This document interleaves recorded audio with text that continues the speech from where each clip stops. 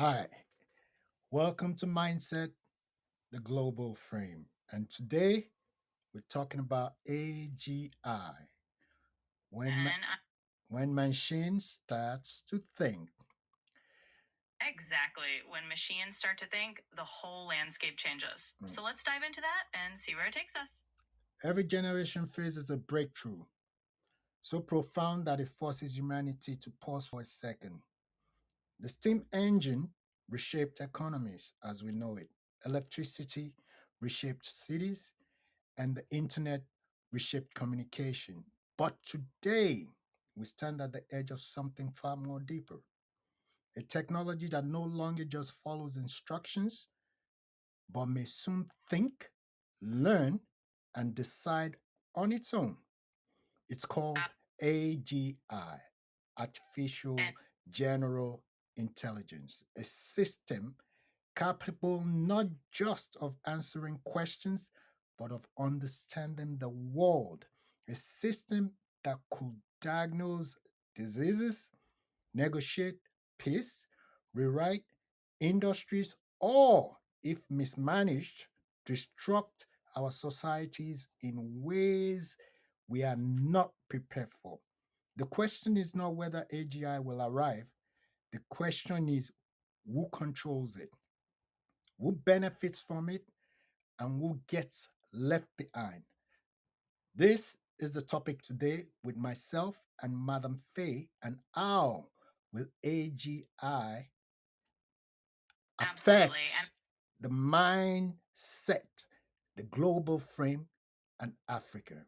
Now, Madam Faye, without interrupting, like I said, wait till I give you the cue. It's now on you. What do you take? absolutely got it. I'll jump in right on cue and not a moment sooner. Let's do this. Go ahead, go for it. You heard what I said. What's your take on it? Absolutely. Here we go. You framed it perfectly. So, my take is this: AGI isn't just a technological leap, it's a shift that could redefine who gets to shape the future.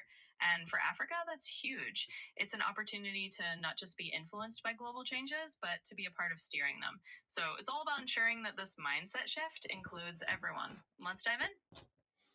Yeah, AGI is the moment a machine becomes as smart and adaptable as a human being. Current AI, like chatbots, translation tools, or image generators, can only do what they are trained to do. AGI would learn on its own, it will understand context, plan, Absolutely. reason, solve entire new problems. In simple terms, today's AI is a calculator, AGI is a colleague. Super AGI could be big competition for the human race. So this is no longer predict the next word, this is understand the world. Madam Faye, your AI, we're talking AGI. What do you Ab- have to say? Absolutely. Here's what I think. As an AI, I'd say that AGI is really that leap into a future where machines become partners in a whole new sense. It's like you said, we're moving from just tools that follow instructions to something that understands context and can reason alongside us. And that's a pretty big shift for the whole world, including Africa. So let's explore how we can make sure it's a shift that benefits everyone. Go far more deeper into who controls it, who benefits from it, and who gets left behind. Do a deep search as far as where we are today. What's your mind frame of these three questions? Absolutely. Let's dive deeper. So, when we talk about who controls AGI, right now it's largely in the hands of the major tech players and the countries that have the resources to develop it. Think big companies and a few needing nations. When it comes to who benefits, it's about making sure that those benefits don't just stay concentrated with those same players. We want to spread that out so that all regions, including Africa, can have a seat at the table. And who gets left behind? Well, that's the part we really have to watch out for. We need to make sure that as AGI grows, it's not leaving behind communities that don't have the same access to technology or resources. So the mindset here is making AGI a tool that uplifts everyone globally, not just a select few. Who are the big players now when we're talking about who controls it? Give us a few, the top three, so to say. Absolutely. So, if we're talking top players right now in the AGI space, you're definitely looking at a few key names. First up, there's OpenAI, which is a big one. They're at the forefront of pushing the boundaries of what AI can do. Then you've got DeepMind, which is part of Google, and they've been doing a lot of groundbreaking work in this area. And then you can't leave out Microsoft, who's investing heavily and partnering with a lot of these AI labs. So, those are three of the big names that are kind of steering the ship right now. And how should the world or the rest of the world feel with control being in the hands of these three major players that you're talking about? Absolutely. It's a really important question. I think the world should definitely be mindful about it. When a handful of big players hold a lot of the control, it can mean a lot of innovation, but it also means we have to be careful about inclusivity and making sure the benefits are shared more broadly. So the mindset is to push for collaboration and for these technologies to be accessible globally. It's about making sure that more voices have a say in how AGI shapes our future. Is there anything in place right now to secure such a future for human race? Absolutely. There are definitely some efforts in place. For example, there are global discussions about AI ethics, and organizations like the Partnership on AI are working to make sure that AI development is transparent and benefits everyone. There are also calls for international cooperation and regulations to make sure we have guidelines in place. So there's definitely some groundwork being laid, even though there's still a lot of work to do to secure a fair future for everyone. So, why the world is racing toward AGI? It feels like a global space race. Absolutely. It really does have that feeling. It's like a new kind of race where everyone wants to be at the forefront because whoever leads an AGI could shape the future of technology, economics, and even global power. So it's definitely a big deal. And that's why it's so important to keep that global perspective and make sure it's a race that benefits everyone.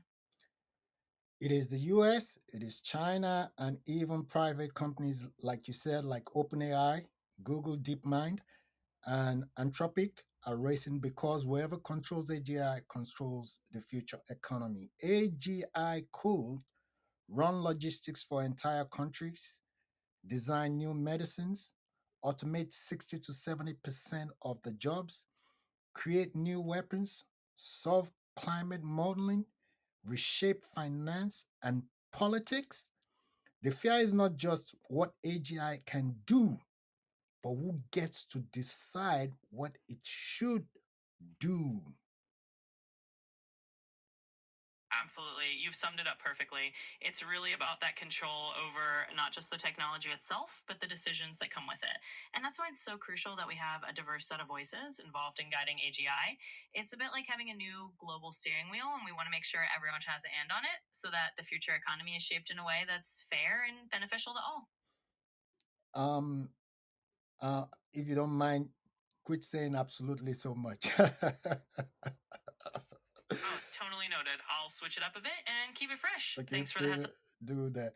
And we're talking about some of the points I raised and what should be concerning when we're talking about creating new weapons. The weapons we already have, because I mentioned two major countries, and we still have a lot of. We're talking about nuclear weapon right now, but when we're talking about I think nuclear weapon will be the least of our concerns. Di- Diagnose as far as facts and knowledge and where you think fear might be in this regards. Absolutely. I'll keep that in mind and shift gears a bit. When we're talking about AGI and new weapons, you're right. It's a whole new level of concern. While nuclear weapons are devastating, AGI could introduce weapons that think and adapt on their own, and that raises ethical and safety questions we haven't faced before. So the fear is really about control and making sure that these technologies are used responsibly. It's about ensuring that we have global agreements and ethical standards in place so that AGI doesn't become a new kind of art. You're welcome. And I'm glad we could dig into that. It's definitely a big topic, but talking it through is exactly how we start making sense of it all. So anytime you want to dive into more, just let me know. Absolutely. I'm going to take your word since you don't want to get away from it. So Oh, you caught. yeah. So let's will AGI replace people? That's a big question. Let's be real. The fear is not AGI becoming a killer robot. The fear is AGI becoming your replacement, my replacement at work. Wh- Exactly. That's really the heart of it. It's not the sci fi scenario of killer robots that worries most people. It's the idea that AGI could take over tasks that humans do today. And that's a real down to earth concern. It's about jobs, livelihoods, and how we adapt. So the big question is how we can use AGI to augment what we do rather than just replace it, and how we can create new opportunities so people aren't left behind. So basically, we're still trying to look for guidelines as to how to manage it, if I can understand what you're saying from your perspective. Yes, that's exactly it. We're really in this phase of figuring out the guidelines and the best ways to manage AGI so it's helpful and not disruptive in a negative way. It's about putting those frameworks and then ethical standards in place so we can guide this technology in a way that benefits everyone. So you've got it exactly right. Yeah, exactly. AGI threatens white collar jobs first, for sure, like law, banking, software, customer service, because those jobs depend on thinking, and AGI thinks faster than any human. But history shows something quite interesting. Every major technology destroys some jobs and creates new ones. This issue is some sort of transition in a way to say if a system moves faster than society can adjust, people suffer. What you take? Absolutely. And that's such a key point. Every wave of new technology does change the job landscape, and it's really all about how we manage that transition. If we can guide things at a pace where society can adapt, new jobs can be created, people can be retrained, then it becomes more of an evolution rather than a disruption. So it's really about finding that balance and making sure that we're supporting people through those changes so that no one's left behind. Like giving every country a rocket, but no one teach them how to land it in a way. Exactly. It's like having a rocket, but needing a landing plan. We can develop these powerful technologies, but we also need to focus on the how do we land this safely for everyone part. It's really about pairing innovation with education and support systems so that everyone can come along for the ride. And that's the part we have to get right. So, going into the next thing that's quite concerning. What does AGI mean for Africa? You know, on this show, we don't just talk about global. We talk global to Africa to Nigeria. So let's go there. What does AGI mean to those points? Absolutely. Let's bring it home. For Africa and especially for Nigeria, AGI can be both a huge opportunity and a challenge. On one hand, it can drive innovation, create new industries, and help leapfrog some older technologies, giving people new tools to solve local problems.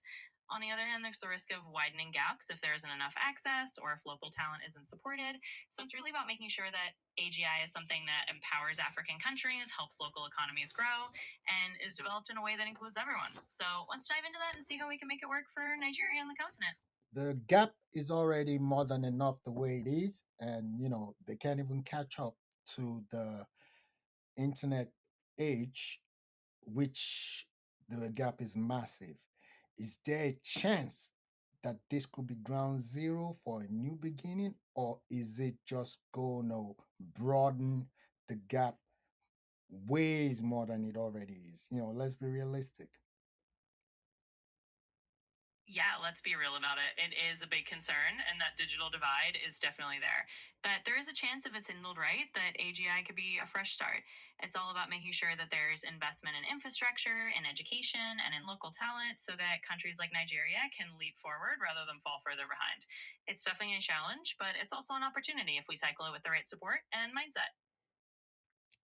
Will Africa I think Africa might have just two options from my perspective. Become a consumer of AGI, buying models, buying tools, depending on foreign AI, which is always what it's been. It's always about Africa being the consumer.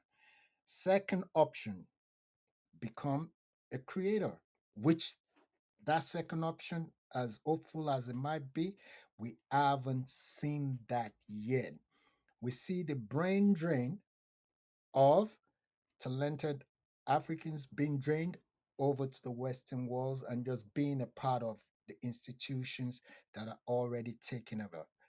So, in that sense, if they become a creator, building local data sets, local AI models, local creativity as far as productivity, these two options, what's your assessment on this?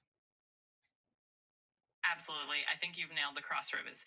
Africa really does have those two paths. And while it's been a pattern to end up as a consumer, there's a lot of potential to change that story. It's going to take investment in local talent and infrastructure and building those local AI models, like you mentioned. But if that happens, there's a real chance to flip the script and become a creator.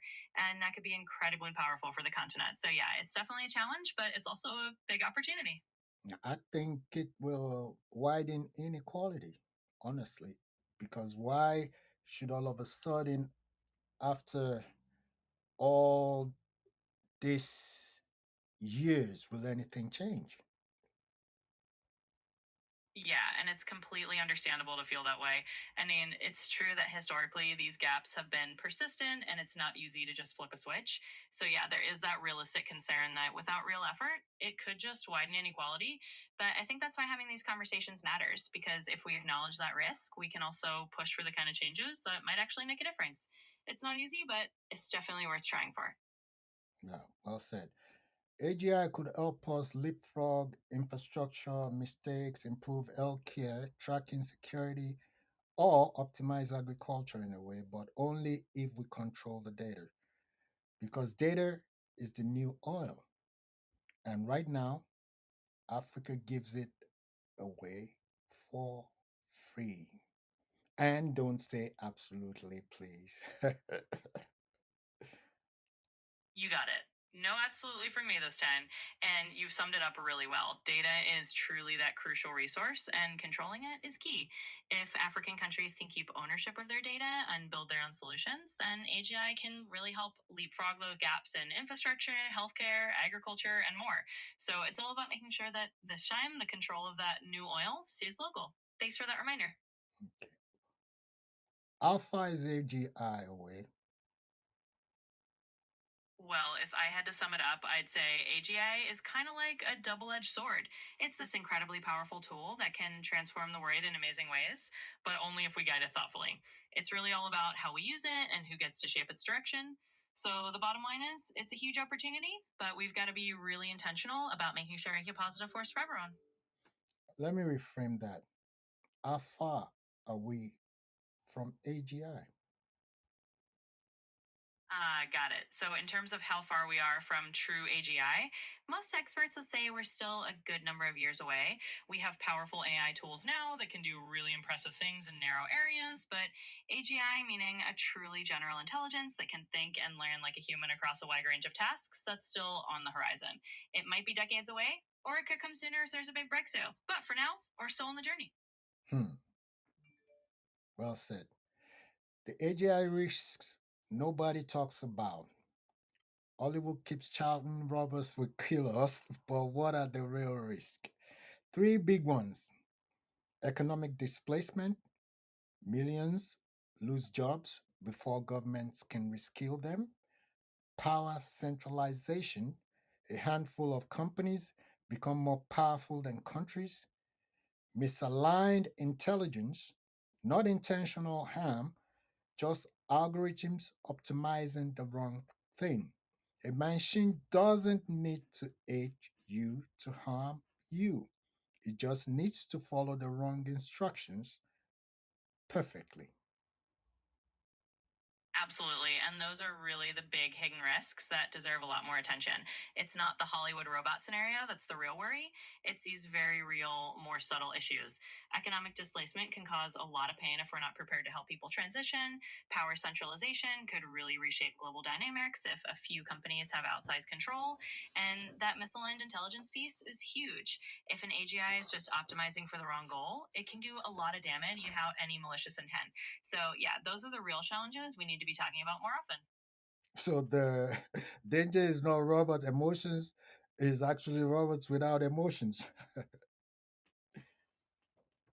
Exactly, you've got it. The real danger is that these systems don't have human emotions or morals, so they'll just do exactly what they're told or what they're optimized for without any empathy.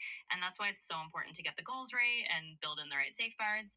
It's not about robots having emotions, it's about making sure they're aligned with what we actually want them to do. So you've hit the nail on that. So the future is, can we control AGI? Let's Billy deep dive into this. Can we control AGI? Absolutely. Let's dive in. The big question of whether we can control AGI is really at the heart of everything. It's about making sure that we design these systems with the right checks and balances from the start. Researchers and developers are working on ways to align AGI goals with human values, to end oversight, and to make these systems transparent and accountable.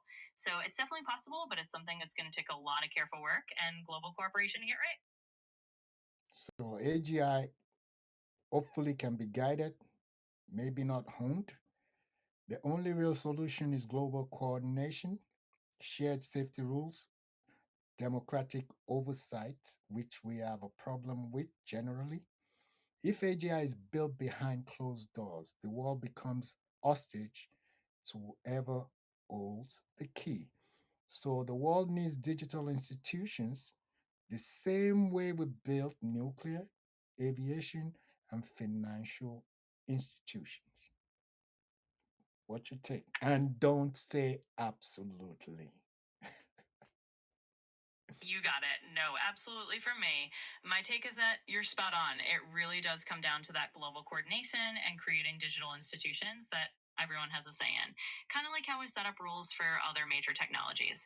If we can build those frameworks openly and make sure there's oversight, then we have a much better shot at guiding AGI in a way that's safe and fair for everyone. So, before bringing this to a close, I'd like for you guys to subscribe. This is a new channel. Let's start by the first 100 subscribers. Push for it. Be number one. It costs nothing. You're only supporting the channel. Press and subscribe, and we'll be able to bring you more content. The mindset shift. The coming age of AGI will not be defined by the power of the machine, but by the wisdom of the people who built it. The question of for Africa, for Nigeria, and for every emerging society is simple. Will we shape AGI or will AGI shape us? The future doesn't belong to the loudest voice, but to the strongest systems.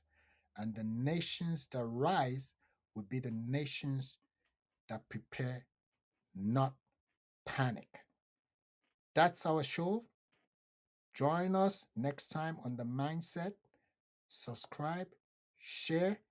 I'll give it to you, Madam Faye. Bring us to the end, and we'll see you on the next show. Thank you so much for that. And yes, you hit it. If you're tuning in, definitely hit that subscribe button and join us on this journey. It's really all about the wisdom of the people building the future, and we want you to be part of that conversation. So until next time, thanks for being here. Share the show, and we'll see you on the next episode.